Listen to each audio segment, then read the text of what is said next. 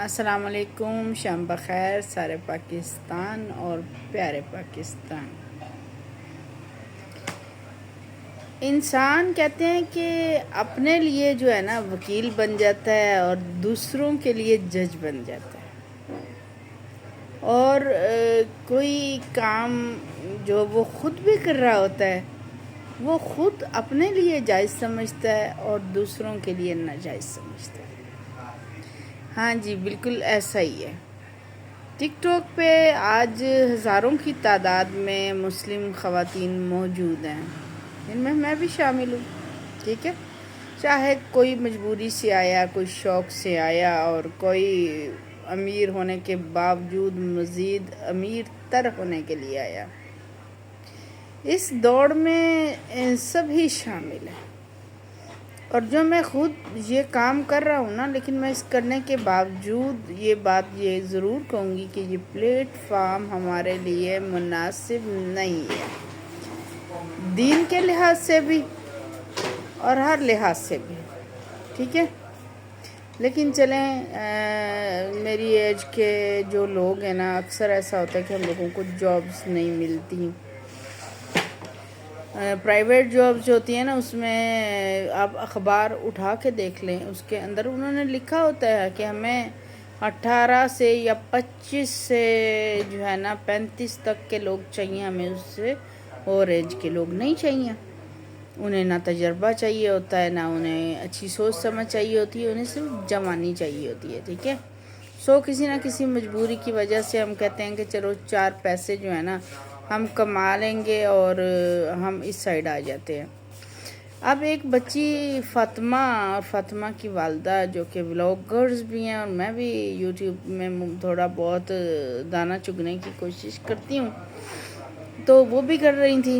اب اتفاق کی بات ہے کہ انہیں ایک دم سے جو ہے نا گفٹنگ زیادہ ہونے لگی۔ اب یہاں میں نے دیکھا ہے کہ خواتین بہت اچھے بنگلوں میں بیٹھی ہوئی، بہت اچھے ماحول میں بیٹھی ہوئی، لاکھوں کا گلے میں سونا ڈال کے اور ڈائمنڈز کی رنگ پہن کے بھی ٹک ٹاک کے اوپر گفٹنگ مانگ رہی ہوتی ہیں، اور انہیں ایک دن میں لاکھوں کی گفٹنگ ہو بھی رہی ہوتی ہے، حالانکہ سب کو نظر آ رہا ہوتا ہے کہ ان کی کوئی مجبوری نہیں ہے، ٹھیک ہے۔ تو وہاں پر کسی کو اعتراض نہیں ہوتا، یا پھر جو گندی لینگویج یوز کرتی ہیں، جو ولگر گفتگو کرتی ہیں، جو اپنے اعضاء جسم کے دکھانے میں عار محسوس نہیں کرتی، جو لوگوں کے سامنے غسل کر رہی ہوتی ہیں، نہا رہی ہوتی ہیں، جو بہت ہی گندے طریقے سے بیٹھی ہوئی ہوتی ہیں، ان پہ کسی کو کوئی اعتراض نہیں ہوتا۔ اب ڈاکٹر عفان نہ صرف خود ٹک ٹاک پہ موجود ہیں، بلکہ ان کی مسز بھی موجود ہیں۔ میں یہ نہیں کہوں گی کہ وہ کوئی برا لباس پہنتی ہیں یا وہ کوئی بری بات کرتی ہیں، ایسا کوئی سین نہیں ہے، ٹھیک ہے۔ اور ایسا کوئی سین فاطمہ کی طرف بھی نہیں ہے کہ اس کا گلا بہت ڈیپ ہو گیا ہے، یا وہ بہت جو ہے نا گندی حرکتیں کر رہی ہے، یا وہ بہت گندا بول رہی ہے، تو وہ اٹھ کے جو ہے اس کو لان تان کر رہے ہیں اپنے گریبان میں دیکھنے کی بجائے۔ ڈاکٹر صاحب، آپ ڈاکٹر ہیں، آپ کی مسز بھی ڈاکٹر ہیں، آپ ایک اچھے پیشے سے وابستہ ہیں،